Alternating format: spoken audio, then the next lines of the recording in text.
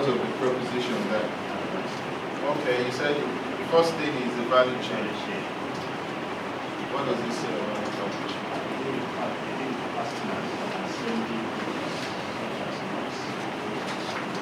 So the manufacturing. Alright. So what about the value chain?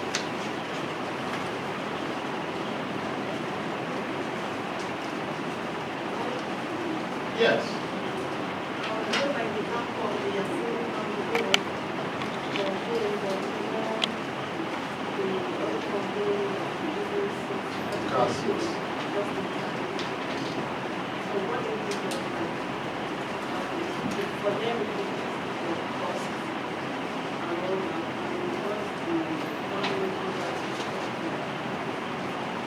Go back to where it says the heart of this new value preposition is an offer to planning.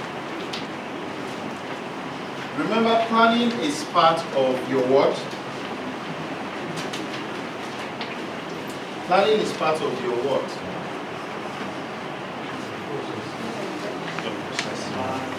We have forgotten so easily. Your primary.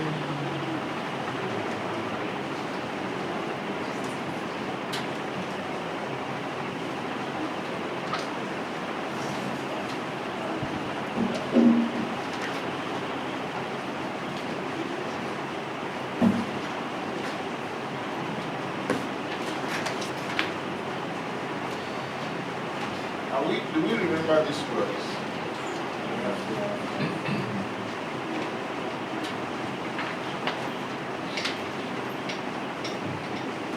Did you ever use these words? Huh? What has happened? How many persons have left the class? Where is Gabriel? Alright, next time when I'm teaching, everybody must take an excuse before they leave the class. Alright? I don't like that. Because then they come in and they ask questions, I have to go back again. It's not nice. Alright. What has happened in this case is that this company, I think it's spelled like this, I'm not sure. Huh? There's a H somewhere. Okay. What this company, remember, the company is busy looking over its shoulder what the competitors are doing, those who are in the same market. So the only way to beat his competition was to think of a value. That's why I'm happy you pointed that out first. And if you look at the German economy, today is the strongest in Europe. By the way, that's a live company. Okay? If you look at the German economy, the strongest sector is still manufacturing. They're doing the same thing. So, but what this company now wanted to do was to continue to beat, to be ahead of its competitors. That's why it had that preposition. We understand that. And it brings us to your question. Remember your question about value. Okay, if you go back to, I think that's the second page of the question of the list.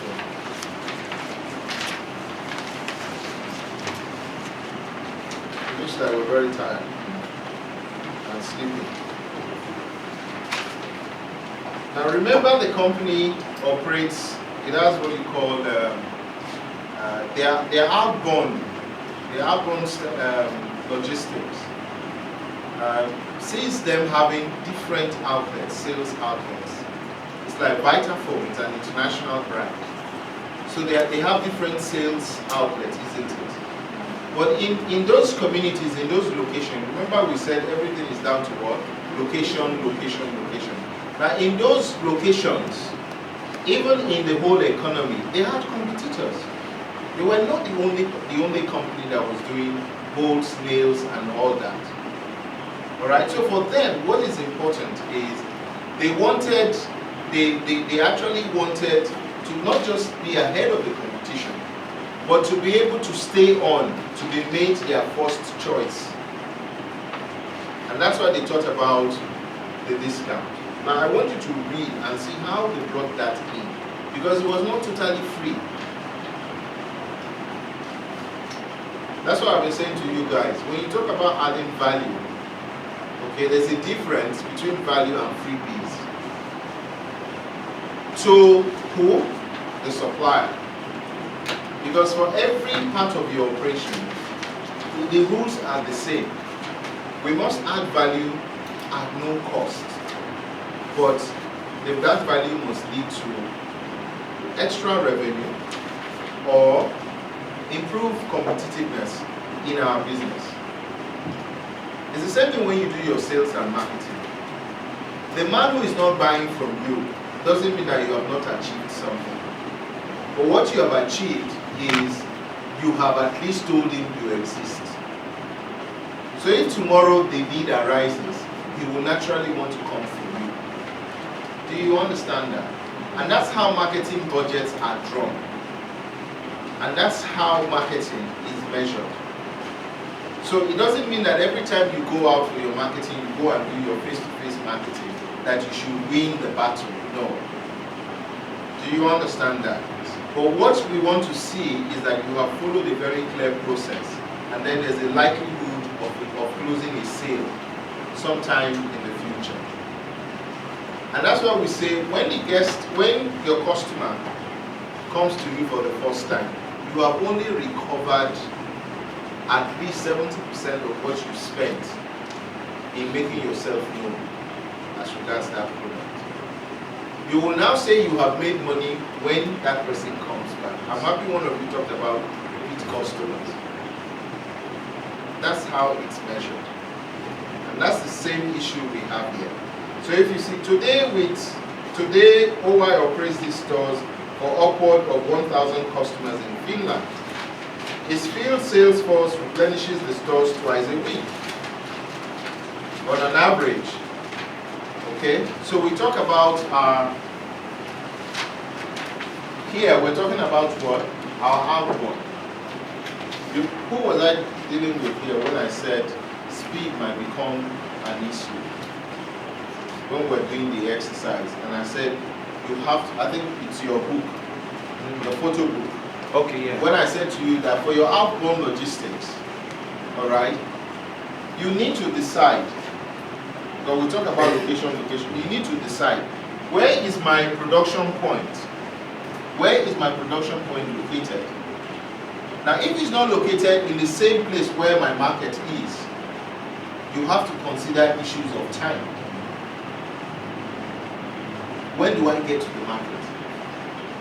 And that's why you find that most companies who are coming in, who want to come into a new market, they do two things. Either they come in and buy off existing company so that they use their network, all right? Or they come in wholesale. Coming in wholesale is going to cost them money, and it's going to take them time to get into the market. So that's why you talk about M&A, mergers and acquisition. Sometimes you have what you call what? You can tell me.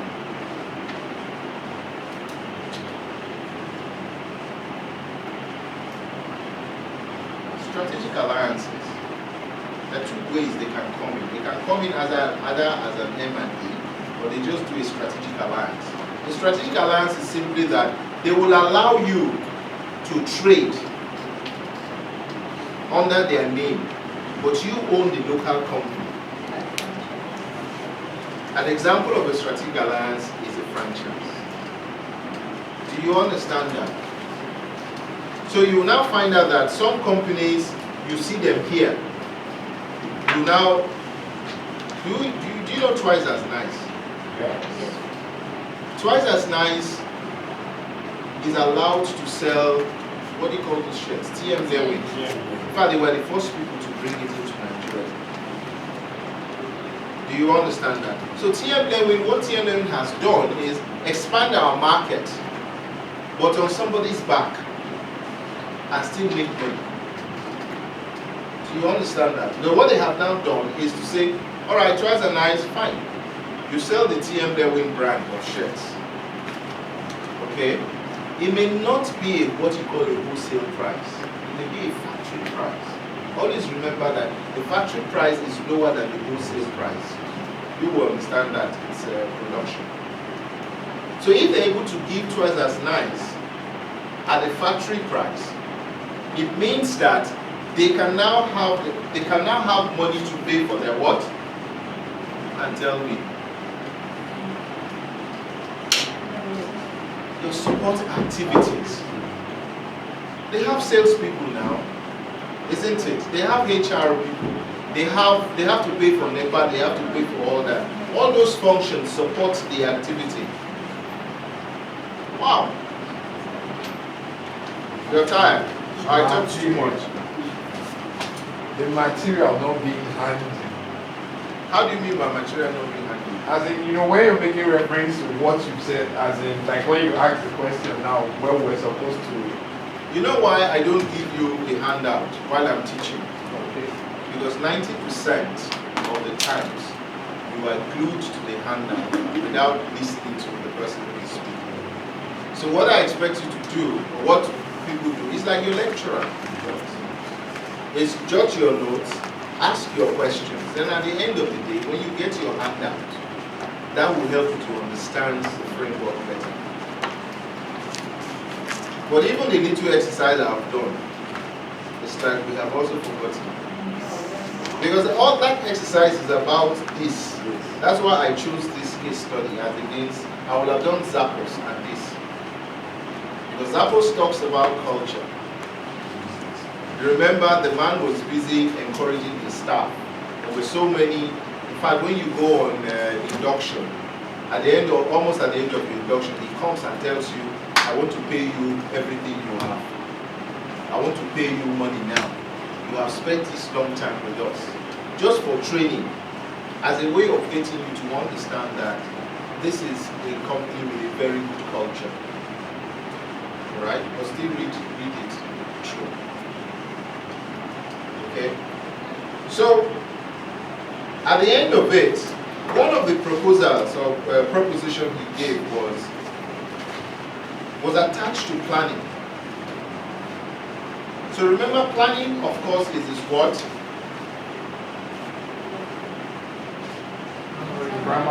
Planning is part of what? Primary. It's a primary activity. Talk now. There's no right or wrong. It's a primary. It's part of his primary activity because, for example, he needs to plan from the perspective of his cost of buying the steel. Remember, he's into nails and all that. So what is the component? What does he use? What is the material that he uses to produce those things? Are they not steel? Do you understand that? He needs to plan his finance. Who's going to pay for it? He needs to plan his supply chain. Do you get the point? So, but at the end of it, what he's now trying to do here, he feels that all his support activities and even some of his primary activities, the only area he can invest in terms of creating value. If you remember the model I showed you, it's saying which of your operations can you get the value from? I've taken it down, I didn't know you guys would watch it. Which of the operations can you say you can create an additional value? I gave an example of a long span. The long span producer uses color or scheme as one of his value. So you can wake up in the morning and look at your house and the roof and you see the color, you know it's the color you like. Isn't it? It's the same thing with your car. After all, the car producing, if you go to a country like Dubai, 90% of their cars are white. I don't know why everybody wants to drive a white car. Even the Lamborghinis and all the best of cars, the Arab man wants white because He dresses in his Emirati long thing, and when he steps out, he's wearing a white shoe. He's wearing white, because he wants everything to blend. It's like you ladies when you dress up, isn't it? You do what you call color. There's one my daughter would say color blocking. Do you understand that? It's all about value. Anything that will make them feel special, but it's not free. That's what I'm trying to say to you. That is, there's a difference between a freebie. A freebie means it's not costing you anything, but you will enhance your image and that of the product. But make sure there's money at the end of it. It's like you go to a hotel, you say, okay, can I check out at 6 p.m.? They say, oh yes, you can check out at 6 at no extra charge. Now lie. Because what they're trying to do is that they want you back. And the next time you come, they will tell you, no, you can't get it because we're fully busy. Or we're fully booked. But for that moment, they've added value. They have not lost one penny. They haven't, but we have a way of calculating it because it goes into your marketing budget. And for us, like the company I work for, your marketing budget, you must not spend more than, I think, 18 or 20%. By the time you're spending 18-20%, it means, for example, that you're having 100 people in that hotel every day. And if you spend 5%, it means you're not doing anything. So you have to tell us. It's like the rooms as well. The chemicals that are used, if you're not using enough, we will measure it. It's simple from the cost and the running hours. The guy who comes to clean your room, how many hours did he spend? We work out the average. If at the end of that week, like our own for a 3-star, you must spend at least a minimum of 12 hours in a room. When that drops, it means you are doing cowboy cleaning. But that's part of our value proposition. Because at the end of the day, it means that the guy is actually looking at the equipment in the rooms. That once they are up for repair work, he's calling whoever is responsible. That's what this guy is trying to say. The only place he can provide that value is from planning. But it's not totally free because I think you paid something like $7.32 or something. How much is that? Yes, $7.25. So typical industrial customers save a minimum of $12 in purchasing and handling cost on each item they order. Alright? So you see, yes, he's giving you a discount. But there's a caveat there. Who can tell me what's the caveat?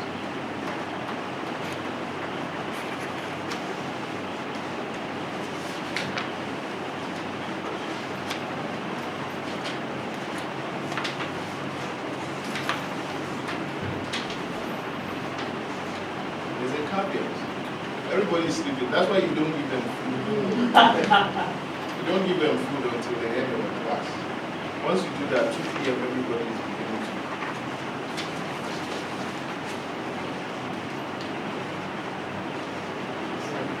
Perhaps opting into computers. No, I said there's a caveat. Yes, you are paying. What is the original price?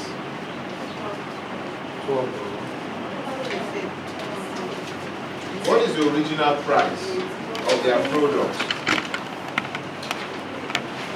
That is the what you call the minimum order is how much? Is 18. Alright. When they now introduce this, whatever they did,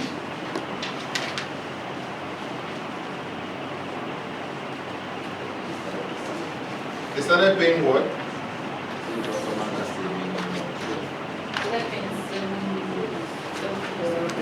So there's obviously a $6 saving, isn't it? Or let's use Naira.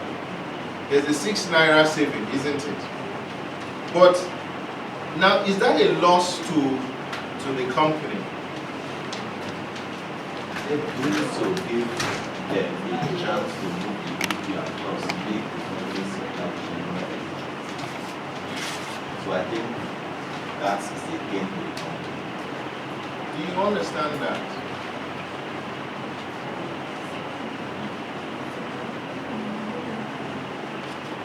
Is it not 2 o'clock? This is supposed to be. What time? Well, you came at 9 something. No, Oh, yes, it's past 8. It's You started at 9 with us. Yeah. Some of you came here, you were 30, 35 minutes, some almost 2 hours late. So it's not my fault. I just try to be a nice guy, but if not, I would have started with just at exactly 9 o'clock with whoever was here. Alright? Alright, we should finish in 5 minutes because I'm going back. 5 minutes will be out.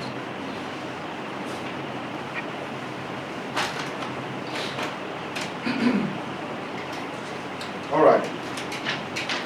Any other insights? one insight I see here is that prior to giving this discount, I think just because they want to give the customers some leeway, some comfort, they try to adjust along the line in terms of the getting the location and then getting close to it so that when they save, at the end of the day, the customer is paying less. So that is putting the customer also into consideration in their operations. How did they do that? Can you suggest a way a company can do that? I'll still go back. Okay. No, it doesn't. You don't have to go back to your case study. Give an example. Okay, let me say. Using publishing. any sector, you can use your school. I don't know, let me use publishing or printing. Okay, yes, you have getting materials, maybe within Lagos. Okay, you buy from this person and then you run your printing and then maybe the book cost 18 naira. And then you look at it that supply everything, I could possibly make it 15 naira. And the customer is paying maybe 17 naira. And I still don't have problem. By maybe getting the materials from Canada, like it's a newsprint. Okay? You bring the newsprint from Canada. Probably at the end of the day, your operations for everything goes to 12 naira. And you can still put up the margin and give to the customers at 17 naira. You are paying, the customer is still buying. Paying less. Finally, this is my final word on this.